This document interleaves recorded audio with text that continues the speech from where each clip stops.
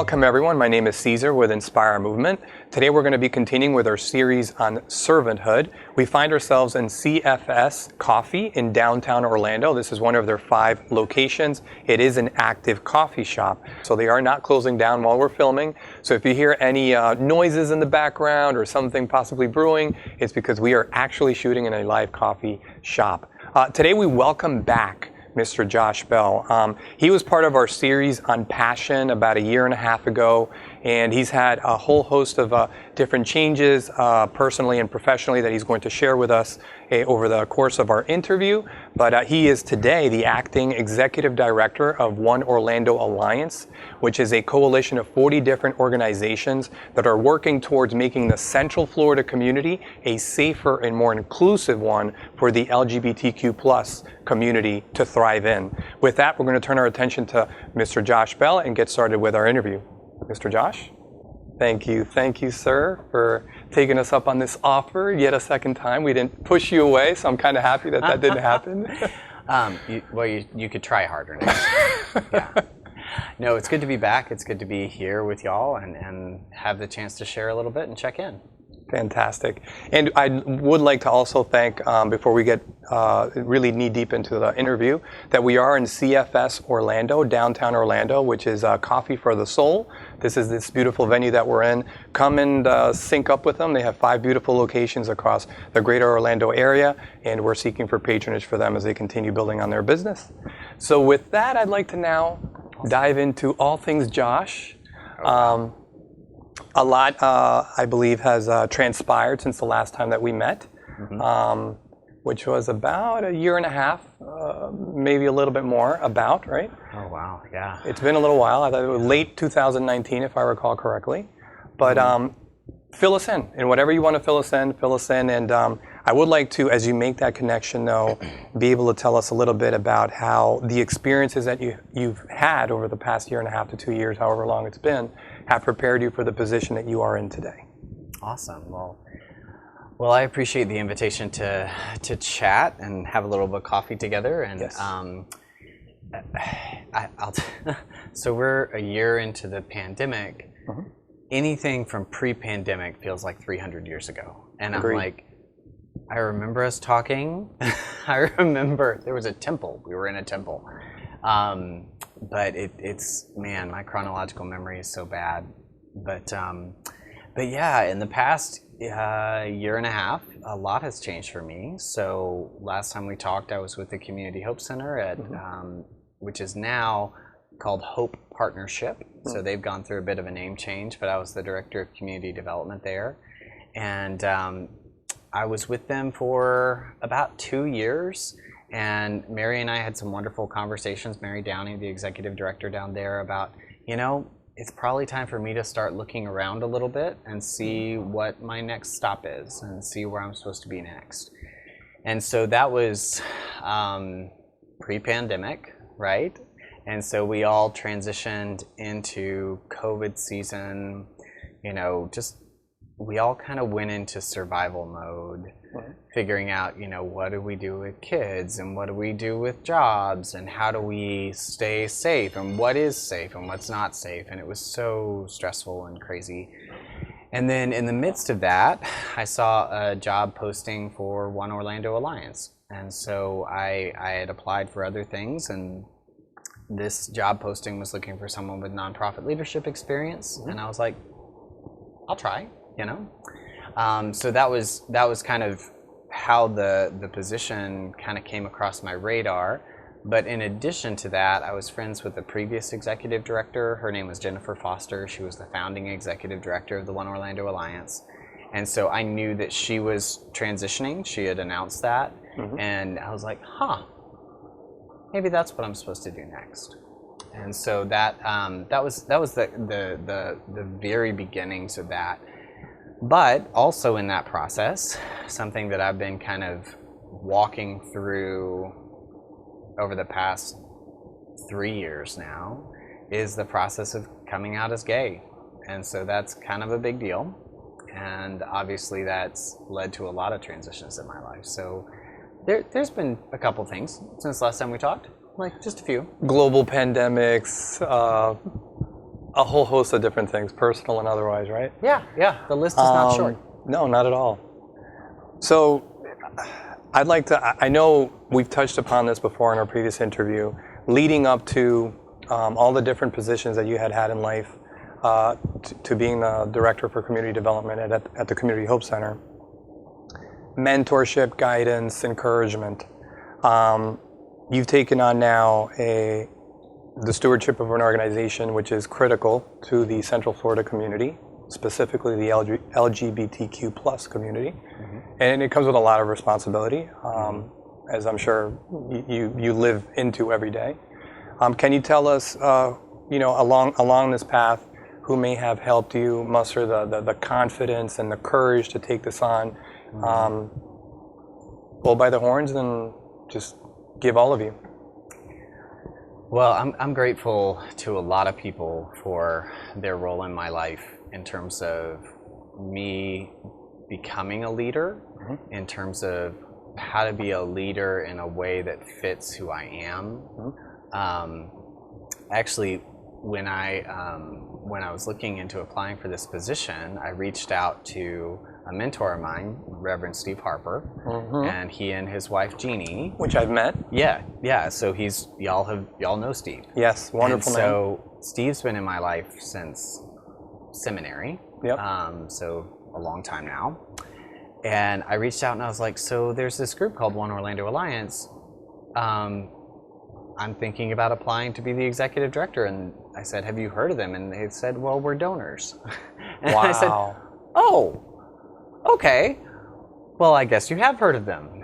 And so that was definitely a moment of confirmation as I was seeking to figure out, is this the right thing for me to go after, right? There's always a discernment process of, is this the right thing? Actually, Steve was one that told me years ago when I was looking at another position that an interview is not a contract. Mm-hmm. So you don't really have a decision to make until someone offers you the job, mm-hmm. right? And so that was also kind of how I went into this process on Steve's advice that I had heard a while before. So I reached out to him. I reached out to a couple of other folks, friends of mine, and just my goal is always to have the folks who love me be able to see things that maybe I don't see, mm-hmm. because we all have blind spots, right?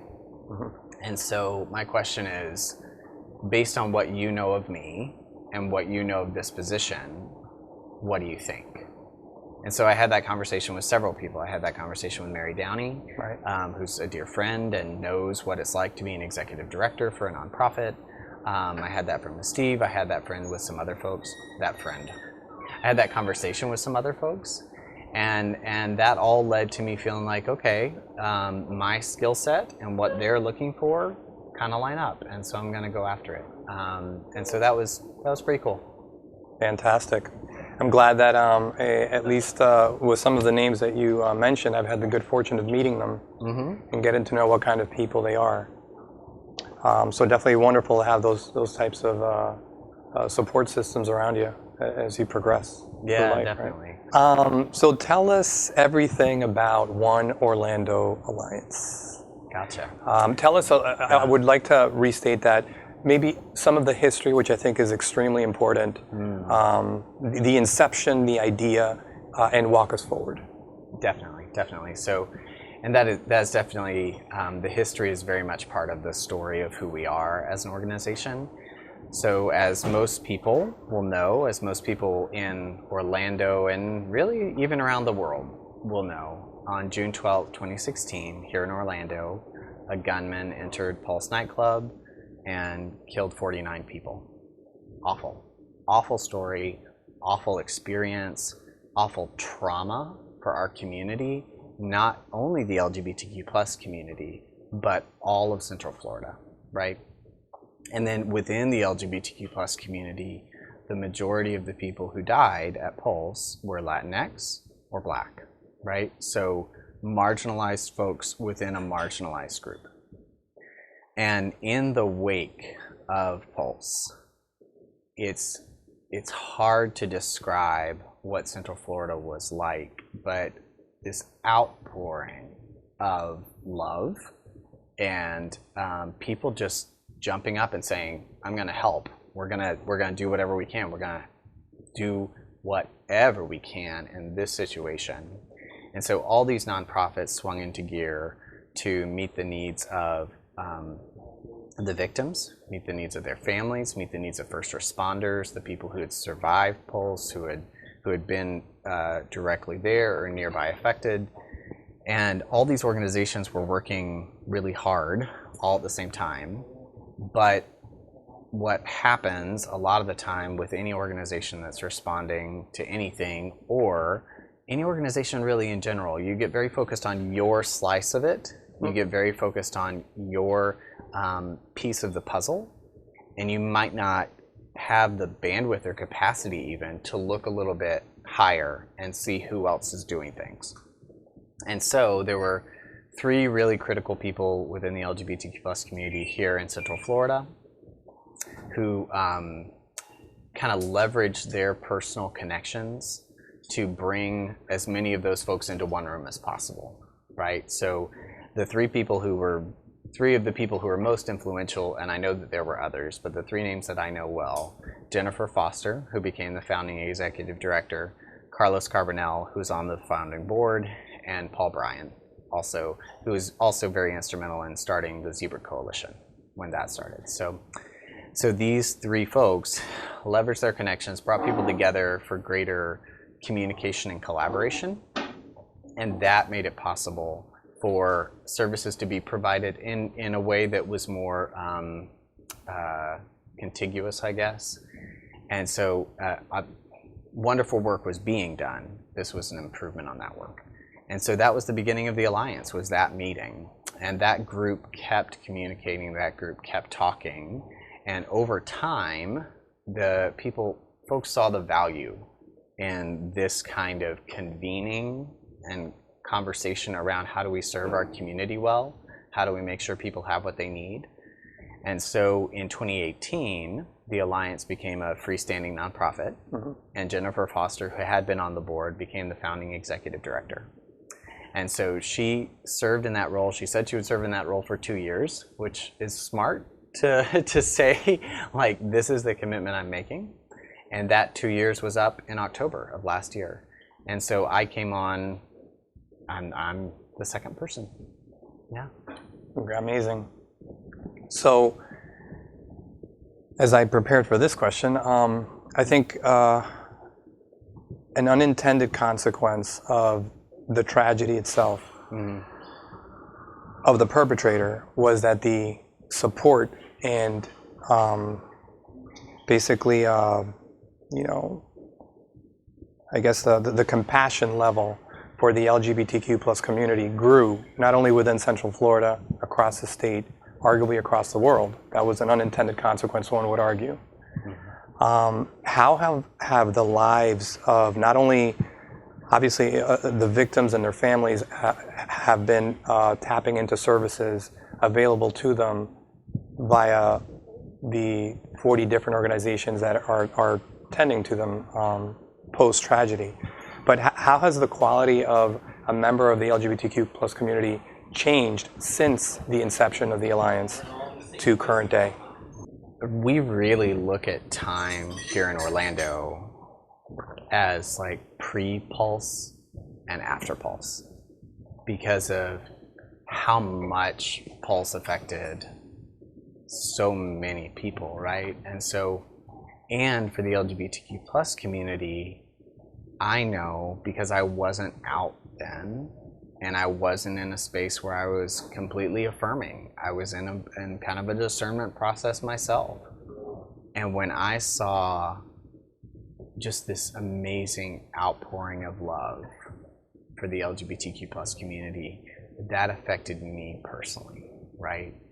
And so I do believe that it kind of catapulted people forward, a lot of people, on their acceptance journey, or if they were already an advocate, they became more of an advocate, right? And even people who were staunchly opposed I think it softened their heart. Looking at like non-affirming churches here in Orlando, there are pastors who look at the event of Pulse, and it changed the way that they talked about the LGBTQ plus community. It changed the way that they related to the LGBTQ plus community. And so in all of these areas, it moved the needle more towards acceptance, which obviously we wish that that needle had been moved a different way, right?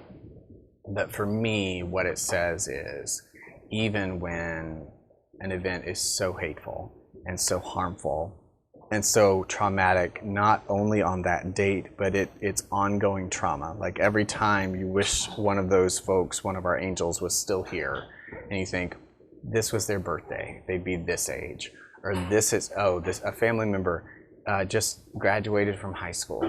Like, man, I wish their mom was here for that, right? So ongoing trauma, it's still there. Those families are still hurting. Those first responders are still dealing with the emotional and mental effects, right? And as that is happening, there are organizations that exist today doing good work, including One Orlando Alliance, that didn't exist before. There are people who are able to engage in serving their community and making their community better that would not be engaged in that way if not for Pulse, right? And so when I look at the whole community of Central Florida, I think not Pulse, but our response to Pulse has made us stronger and better. And we are always, always, always going to honor the folks that we lost, right? Our 49 angels, we're going to honor them. They're always going to be in our hearts. They're always going to be in our hearts. They're always going to be with us. They're always going to be on our minds, right? And so there's several organizations within the Alliance that didn't exist prior to Pulse. And one of those would be Q Latinx, which is focused specifically on the Latinx community, the queer Latinx community. They do amazing work. I love them. Gabriela Rodriguez is their executive director. Christopher Cuevas was their founding executive director. And they recognized, hey, this was Latin night at Pulse. That's when it happened, right? Where does our community have space to be ourselves in a culturally sensitive space, in a culturally competent space, where we can be present? And so that's why Q Latinx exists, and they do beautiful work. And so I see lots of spaces where we are better than we were 5 years ago. And I'm grateful for that, and it comes with this also piece of grief, right? The grief will always be there, and we can also have gratitude for where we are today. So in preparing for this interview, I will confess that I was very nosy and went to the fabulous world of Google to find out any content that could have been out there on Mr. Josh Bell. The semi-fabulous world of Google. Sometimes fabulous. Sometimes fabulous world of Google, right? But I did find, I thought of it as a gem in terms of an interview that you did not too long ago, actually, with the Central Florida Free Thought community. And you touched on a whole bunch of topics there, which we don't have enough time in our segment to kind of, just gloss over, nor would it do it justice. But there's one in particular, which, quite frankly, I would like to, with your permission, touch upon, which deals with conversion therapy. I personally, if I'm going to be completely honest, had not heard of the term before prior to viewing that interview. And I'm 45-year-old male. You'd think in my midlife, I would know a lot more than I do, but I quite frankly don't. And I think that there's potential for folks watching this very interview that are probably just quite as unfamiliar. Could you touch upon conversion therapy and now what I know of it to be the negative effects that it can have in any member of the LGBTQ plus community, which has gone through it? Definitely. So, um, I'm almost glad that you don't know about conversion therapy, because that means that maybe it's not as practiced. Like, I don't know, maybe that's not the case. But so conversion therapy, also sometimes called reparative therapy, is this idea within, especially religious circles and pretty much Christian circles, that thinks that being gay, being a member of the LGBTQ plus community, is the result of some kind of wound or injury or pathology that is something that can be healed or changed. So the idea is, if we address the root causes of this, and there's a variety of theories around what causes homosexuality, ranging from, an insufficient relationship with one's dad, an overly attached relationship with one's mom, early childhood sexual abuse, whatever. There's lots of different things that folks who subscribe to this would say, if we deal with that, then that'll cure your same-sex attraction. And so it's been a just widely debunked theory. No one within the American Psychological Association and groups like that, reputable groups, will say you cannot change someone's sexual orientation. You can't do it, and trying to do it is harmful. It's not just like a difference of opinion. It is harmful, right? And so for me, I never attended like a camp. I mean, there's a movie that outlines one man's experience of it. It's called Boy Erased. Very powerful, very hard to watch. But there are religiously based organizations that, like, you send your kid away to reprogram them. It's awful. It's awful. And so I never did that. But when I was a teenager, I was exposed to the idea that it was possible to change your orientation, that as a Christian, if you experience same-sex attraction, that's a sign of an injury that God's going to heal, et cetera, et cetera. So I entered into that kind of framework myself, too scared to tell anybody. And so I lived within that mindset. This is something about me that is wrong and broken, and God's going to fix it. And I lived in that space for almost 20 years, And so it's a deeply, deeply harmful philosophy.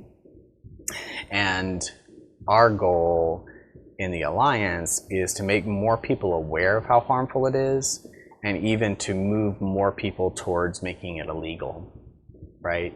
And so the way that a variety of organizations have advocated for that is ordinances at the county level or the state level, or ideally a national ban would be the goal. And there was recently a large group of international faith leaders that called for a ban on conversion therapy. So more and more people are seeing it as harmful. And the Alliance has been part of that process, looking at doing a ban here in Orange County. But there was one in, I believe it was Palm Beach County. They passed the ordinance, and then it got challenged in court, and the ordinance was struck down by recently conservatively appointed judges as a violation of religious freedom. And that's the context. Like, why can't we believe this in our faith context? Well, because it's harmful. Mm-hmm. It hurts children. So if you're going to hurt children, we are going to stop you from hurting children, right? And anytime you enter the intersection of religion and politics, that's a very fraught space. And that's exactly where conversion therapy sits, the intersection of religion and politics and social opinions. But it's really something that's hurt a lot of people. There was actually an organization right here in Orlando that was kind of an umbrella organization for the ex-gay movement. So that's another term you hear, ex-gay, like someone's being cured of being gay, which is all part of that framework. It was called Exodus International. It was based right here in Orlando, and it shut down a few years ago because the organizers said, we're not changing anybody, you know, we're hurting people. And so that's definitely something that I've been personally affected by, but so many of our young people have been affected by it. So many of our young LGBTQ plus kids, if they come out in their family structure, in their home, they run the risk of being kicked out of their house or sent into a religious framework that is designed to change them. And both of those are deeply harmful. Thank you for educating me and anybody else watching this on something that, quite frankly, is very harmful. How can you change someone from who they are? Right. I mean, it's it lacks a lot of acceptance in my opinion, and clearly the opinion of many. Yeah. So you touched upon really my next question already, but I'll leave it sort of open-ended, which is, for full equality, we're in 2021. Seems like we're, I want to say even before 2016, nationally there was sort of a movement towards full equality for the LGBTQ plus community. Yeah. I feel, dating back probably to gay marriage, for example, which I think was already enacted prior to then. Where are we from a legislative standpoint, both at the state level and at the federal level, with reaching full equality, which is what the community wants? Right. What other gaps, other than, say, this conversion therapy, which is being contested in different municipalities and ordinances, to try to challenge them with other aspects?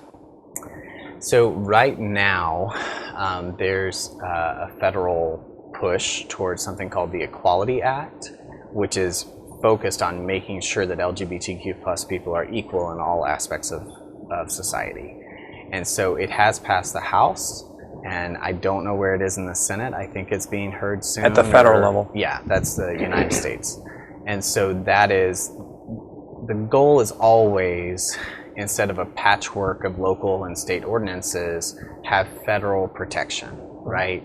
And it just happened, again, my sense of time is so all over the place, but there was a Supreme Court case just earlier this year that decided that you can't fire someone just because they're LGBTQ plus, but until that Supreme Court case, you could. And so that we weren't protected. We're not one of the protected statuses until the Supreme Court said, in terms of on the basis of sex, that includes sexual orientation and gender identity. And that's a very recent thing. And so that, I wish we were further down the road in terms of federal protection across the board. And I want to acknowledge that there are people who have just given their all for years to get us to where we are today, right? So that's the Stonewall riots, Marsha P. Johnson and Sylvia Rivera, transgender women of color who really led that charge, as well as Miss Major. I'm blanking out on her last name. And then during the AIDS crisis, so many people were dying and nobody seemed to care. And so people, organizations like ACT UP, stood up and said, no, we are fully human beings. We deserve for you to care that we're facing this and it's disproportionately affecting our community, right? So those movements, moving us towards marriage equality, moving us towards a space where you can't like kick me out of my housing because I'm gay, where you can't fire me because I'm gay, those are all progress points, right? So we've seen quite the movement towards acceptance for lesbian, gay, bisexual folks. The community that still faces even higher levels of discrimination is the transgender and gender non-binary community. And we are seeing there are so many bills that have been filed this legislative session targeting the transgender community. And it's things like keeping trans kids out of sports. It's all these different demonization tactics, and the bathroom bill, like you've got we're gonna check your birth certificate before you can use the bathroom. Like it's just insanity, right? But all of it is fear-based, all of it is ignorance-based, and all of it is harmful, right? So we see extensive amounts of violence towards the transgender community, especially transgender women of color, murders on a regular basis. Those are the spaces where the needs are the most acute, right? But across the board, we've still got work to do to get all of our spaces, all of our environments to be safe for everyone within the LGBTQ plus community.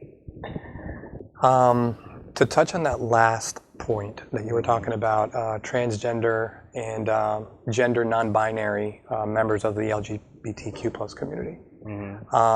It's my understanding that even within the community itself, the LGBTQ plus community, there is discrimination and biases towards that specific group. I don't know if you can elaborate a little bit on that or not. I'll let you ponder that a little bit. But going back to that interview that I referred to previously, I picked up on a project, which I believe was the Gender Advancement Project. Yes. Am I saying that correctly? Yeah. Can you touch on those two things, if at all possible? Well, definitely. So, yes, unfortunately, even within the LGBTQ plus community, we're not immune to biases and discrimination, right? And the transgender community experiences that within our queer community, right?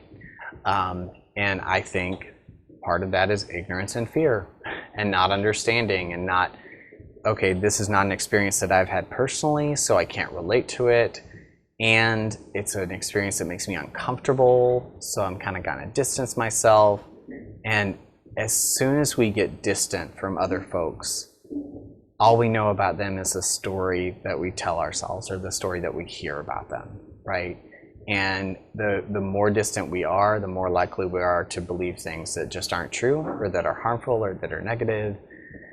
And so definitely our transgender siblings within the LGBTQ plus community experience that and experience not feeling part of, which is a shame, right?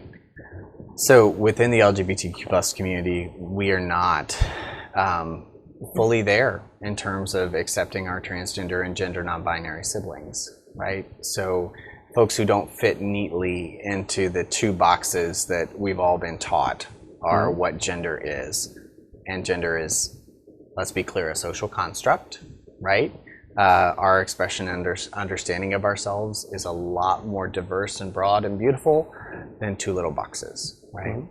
So within the LGBTQ plus community, typically there have not been as extensive services and opportunities for the transgender community and gender non-binary community.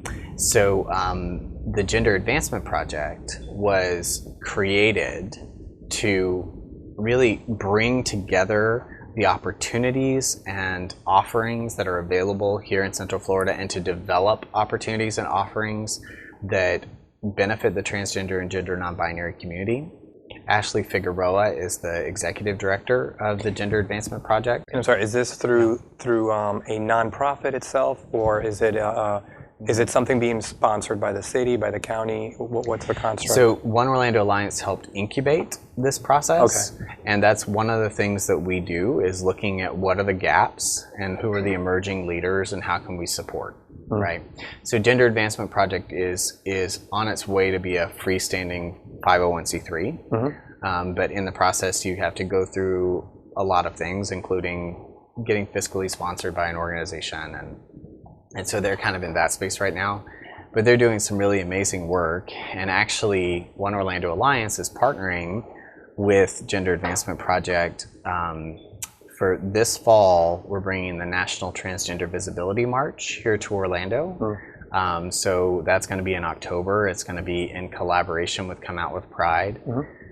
And so the spaces that we can create to uplift and highlight our transgender community, that visibility and awareness helps. The more that people can see that people are just people, right? These are just folks who are trying to live their lives as their authentic selves. They're not somebody to be afraid of. They're not someone who threatens you. Like, our transgender siblings are a lot more likely to be threatened than to threaten anybody, right? I also saw that within that specific sector of the LGBTQ plus community, I don't want to say something offhand, but I believe it was 14 times more likely for a teenager to commit suicide with the transgender or gender non-binary identification than anybody else in society. And 14 times more. Yes, and that is heartbreaking. And why? Suicide is a very complicated, painful, and traumatic reality, and I don't want to minimize it at all. And so I don't want to say that I know everything there is to know about that topic, right? What I do know is that when people get into a space where they are seeing, ending their life as a viable option, they're in a space of extreme pain. They're in a space often of loneliness and not feeling like there's anyone there for them, not feeling like there's any hope for the future. And that can happen when a young person is becoming aware of, okay, I've always been told I'm a boy and I'm actually a girl, or I've always been told I'm a girl and I'm actually a boy.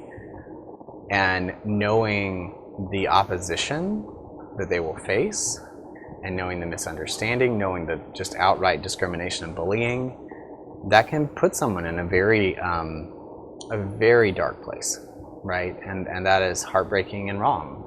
And what statistics also show, and I'm not great at quoting numbers offhand, but when a transgender youth has an accepting family, that number goes so far down. I mean, they still will face problems with school. Your school may or may not be accepting. Your school may or may not know how to walk with you through this. But an accepting family makes all the difference in the world.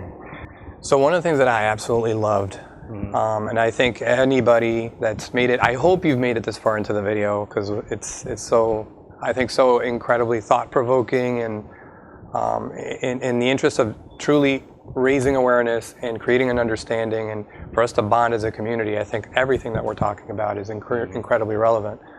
But in terms of dealing with discrimination and prejudice, which you already touched upon it, but I'm gonna just throw maybe a little bit of a cue on that so that you can take it where you want to. You said also previously that, as you mentioned, when you don't know someone, nor have you had the chance to care for them, therein lies the opening of the gateway for being prejudicial, for being discriminant, for seeing people as others and kind of like pushing them away. But that when you get a chance to create a sense of bonding, things can change. Yeah, definitely. Radically for the better. The youth is the future. Generationally, some folks may be stuck because of the things that they conform to, cultural norms while they were growing up. What can we do for our youth to create spaces where you do have that ability? Can we? Is it something that happens organically, or is it something that we can do to sort of push that, create a place of bonding where folks can get to know one another, and then therein begin to be less prejudicial and discriminant? So when I think of showing up for our youth, the organization within the Alliance that does an amazing job with that is the Zebra Coalition. There's also the Orlando Youth Alliance. So I want to definitely reference both of those so people can go check them out. And that they provide some wonderful support structures for youth who are LGBTQ plus. But more broadly, if we can, there's lots of things you can do. If you want to be someone who shows up for LGBTQ plus youth, you have to be kind of visible and vocal about it, right? You have to show up in spaces where they can tell, hey, this is a safe person for me. And I know with your family, your involvement in youth sports and coaching and that kind of thing, those spaces can be spaces where maybe someone doesn't feel comfortable to be themselves, right? Not just those spaces, but that could be one of them, the sports arena.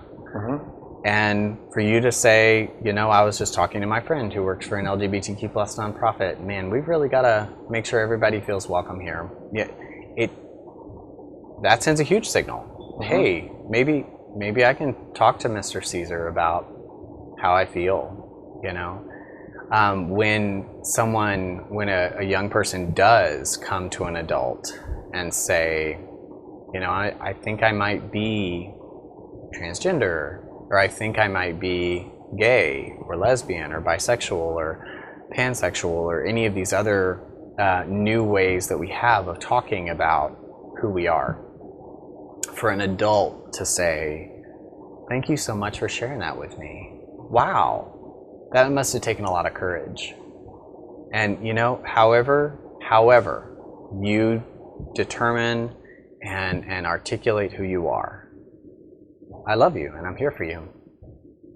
And even telling our young folks, like, you might have a very strong conviction about who you are, or you might be in a space where you're kind of figuring things out. You don't have to have it all figured out. Most grown-ups don't have it all figured out, right? But however you understand yourself right now, and wherever you wind up on your journey, I love you. I care about you. That is huge for a young person to have adults who are safe. And so it starts with whatever our sphere of influence already is. You know, maybe that's coaching, maybe that's teaching, maybe that's in your religious community. It starts there. Getting involved in local organizations with like Zebra and Orlando Youth Alliance. It's OYA, I want to say OYA. No, it's Orlando Youth Alliance. And I'm not sure what the current status like at Lake Nona High School is about like a Gay Straight Alliance, a GSA. That would be reaching out to whoever's sponsoring that and saying, how can we support? How can we show up? Can we bring snacks? Can we whatever? Those are some of the things. Another way is to be outspoken in whatever your community is and saying, hey, like, if there's a gay teen in our community, they better be accepted here. It's unacceptable that they would not be accepted here, right? If there's within a religious community, making sure that people know conversion therapy is harmful, because those are the spaces where it persists in especially conservative religious communities. And then when it comes to legislation or issues that are coming up, calling your senator, calling your representative and saying, I fully support the Equality Act, or I am fully opposed to this ban on kids getting to play sports or getting to use the bathroom or that kind of stuff. So it's figuring out where you can use your voice and show up and advocate and be part of creating more inclusive spaces. Okay, fantastic. Great information. This question may be somewhat loaded, so excuse me if it is, but I think it's worth asking. It wouldn't be the first one, so we're good. But so internalizing something that I've gone through as a moment of sharing, so to speak, and then maybe you can either say, oh, I haven't dealt with anything like that before, or maybe chime in. Hopefully you will chime in. But I'm still an active church congregant. You know my story very well when it comes to all matters spirituality and religion, having been actively my pastor in the past. I feel like I've experienced, as somebody of Latino descent, a healthy amount of discrimination, whether it be in very subtle ways or possibly more overt ways while at church. Yeah. So in society, but while at church. Now, for myself, my family, I think your voice of inclusion when you were at our church, and my family going into the church feeling very much like we shouldn't even be there, but we felt sort of that warm embrace. I live out that God is love. That is essentially what I live out, right? With those teachings also came that there's brokenness in the world, and we let the light of God shine into our lives, and hopefully you can be that beacon of light for the world, which means in some ways means to kind of leave the feeling that within the confines of the edifice of the church, there is not that same level of brokenness. But because I feel like I've experienced discrimination while in the church itself, I've had to reconcile with that myself and come to the understanding that no, there's brokenness in the world, there's brokenness in me, there's brokenness in the church. This is not necessarily a safe space. All the while still going to the church and very much believing that it's a good thing fundamentally, but there are brokenness aspects to it. Where are you with maybe some of your own personal experiences with that? And what can you offer to someone like myself that has experienced what I've experienced? Well, I'll offer thanks for sharing, because any time we experience marginalization, discrimination, anything that says because of who you are somehow less than, that is always harmful, right? And we can, depending on where we are emotionally, mentally, that kind of thing, depending on the day, depending on who it is, there can be varying degrees, and there can be days when it's devastating and days when it's just frustrating. It can be all over the map. But it's never neutral, right? And so I want to thank you for naming it. I think that knowing what I know about myself now, and knowing that the church is not, a lot of churches are not a safe place for the LGBTQ plus community. Churches are collections of people. There's nothing magical about churches. And churches have been the most staunch creators of racism, misogyny, homophobia, transphobia, ableism, like being in a church and you have some sort of illness. There are churches where that means that you don't have enough faith, right? So churches can be really painfully wrong on certain things, and that is unfortunate and true. And I think whenever someone is trying to determine if a community is the right fit for them, a baseline is this a safe place? Is it a safe place for me to be my full self? So, as you shared, being from a Latino background, is this a safe place for me to speak whatever language I want to speak? Is this a safe place for me to show up in the fullness of my cultural expression? However I do that, not just a stereotype of that, but however I live that out, right? And the truth is that churches tend to be culturally homogenous, and when a church is fairly homogenous and mostly white, we have to talk about white privilege. We have to talk about the reality and insidiousness of white supremacy, that the white way of doing things is the right way of doing things, right? And so all of that factors in. And I think that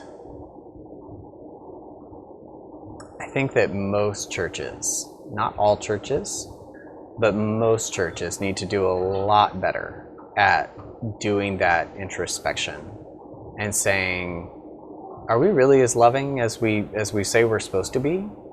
Are we really as open to difference as, in my opinion, God wants us to be? And that's the church has a lot to say sorry for, and that's definitely something that I hope that we'll be able to do. One of the things that we're going to do as the Alliance, as part of the Pulse Remembrance, as we're heading towards the 5-year mark, and just a clarification, we don't say anniversary. Anniversary has kind of a positive connotation. So we'll say remembrance or milestone. But we're going to do an evening that we kind of name the effects of religious discrimination on the LGBTQ plus community, where we're going to name how the net effect of the religious community has been negative on the LGBTQ plus community. There are places where it hasn't been. There are religious or spiritual communities that are affirming and are accepting, and that's awesome, but they're the minority, And so I think any organization has to be willing to admit when they've been harmful. And just like most individuals, that's really hard to do. It's really hard for individuals to say, oh wow, I really hurt you, I'm sorry, without saying, but these are all the reasons why, or this is the justification, or this is the excuse, or this is the X, Y, or Z, or turning it around and becoming defensive. Like, as individuals, we don't do that well. We don't apologize well. But as organizations, we definitely don't. And so I would love to see more examples of organizations being able to say, your pain is valid, we caused that pain, we caused that harm, and we want to do better. Okay, thank you very much for sharing. So I'd like to ask a question as it pertains to social services, specifically for the LGBTQ plus community. To elaborate into the hardships that a homeless person, poverty-stricken person, which is already going through that, has the additional hurdle of additional hardships because of the demographic group that they may belong to. Can you elaborate a little bit on that, and what are some of the things that are being done to try to counter that? Definitely. So we, anytime someone's got intersections of marginalization, and they're trying to engage with a system, there's usually impediments, right? So if a member of our LGBTQ plus community is experiencing poverty and homelessness, what they may encounter when they go to try and access social services is the discrimination, is the feeling that, you're weird, you're different, why are you, what, your partner is the same gender as you, what, and or if you're a person of transgender experience, like, well, your license says this, but you're saying your name is this, I'm going to call you this, even though it's harmful. So there's all these different ways in which social services might not be culturally competent to show up and provide services for the LGBTQ plus community. And this is definitely something that we've talked a lot about in the Alliance. And we've worked with homeless services providers here in Orlando to help them become more culturally competent. So we are talking with the Christian Service Center, having some wonderful conversations with them. They're very focused on making sure that people know that just because Christians on the building doesn't mean that people can't come if they're LGBTQ plus. Salvation Army actually has been in conversation with the Alliance for the last 2 years, I think. They're in the process of redesigning their shelter space, and we are talking with them about how to make that an accessible space for everyone, including the transgender community. And so I am seeing a willingness to become more culturally competent, but there's always a learning curve. There's always an ignorance factor that we have to address. Hey, this is what this person experiences when they come here. And sometimes there's no barrier. People can just show up and receive services. And other times, maybe a volunteer is not culturally competent, or a staff person is not culturally competent, or something about the building, like the bathroom situation. Someone doesn't feel comfortable, someone doesn't feel safe. And so bringing that to people's awareness, helping with training, helping with communication. How do you communicate in a way that communicates to folks, you're safe here and we want to help you here? And so there's definitely additional layers, but I'm seeing a lot of willingness on the part of our service providers to learn and grow and make sure that they serve our community well. Good to know, for sure, that we're moving in the right direction little by little. Yeah, I think so. So as we come full circle on our interview, and I feel like we could do this for quite a bit longer, given how much there is to share, how much there is to learn for some of us, and to advocate for the LGBTQ plus community, and eventually reach full equality, which is essentially what we want. What are some bucket list items for the organization, or aspirational goals? And if you could direct to the audience directly as to what you believe, as the executive director for One Orlando Alliance, should be for us that want to help, our call to action. Sure, definitely. Well, there's a few things that we're currently working on. So you can go to oneorlandoalliance.org and find out more information about us. As we head into the season where we will be remembering Pulse, there's an initiative called the Acts of Love and Kindness. So the 49 days before June 12th, so it starts on April 25th, we're asking everyone to do something that spreads love and kindness in your sphere of influence. Maybe it's a service project with your job or with your social organization. Maybe it's donating to an LGBTQ plus organization. Maybe it's making some phone calls to elected representatives to advocate. But that's the 49 days before June 12th. And so we would encourage you to check that out. If you're a religious organization, or really, actually, we've opened it up to everybody, there's an initiative called 49 Bells, ringing a bell or bells 49 times at noon on June 12th as a symbol of support and remembrance. So those are two kind of upcoming things that people can engage with and support us. I would encourage you to check out our Alliance Agenda, which highlights 10 issues that are facing the LGBTQ plus community in Central Florida. You can find that at allianceagenda.org. It's also within our website structure. And so there's a few things that you can support. You are always welcome to make a donation, oneorlandoalliance.org/donate. And we would love to share more with you about who we are and what we do. Follow us on social media, Facebook, Instagram, and Twitter, and we're here. Awesome. Thank you so much. So as we wrap our interview today, and I'm sure this will become a yearly thing, right? Yeah. I mean, we're working towards that, right? Our rhythm is every 18 months. Every 18 months, year and a half, Yeah. okay. But thank you so much for this wonderful sit down and catching up and telling us everything that we need to know in support of the LGBTQ plus community. I think that One Orlando Alliance is primed to not only continue creating great opportunities for support and advocacy, raising awareness and understanding, but under your leadership and stewardship, it will only foster. Thank you. And thank you for being such a caring individual in every aspect of the community. I commend you and wish to catch up again. 18 months from now. We will. Thank you so much. Thank you. Good to see you.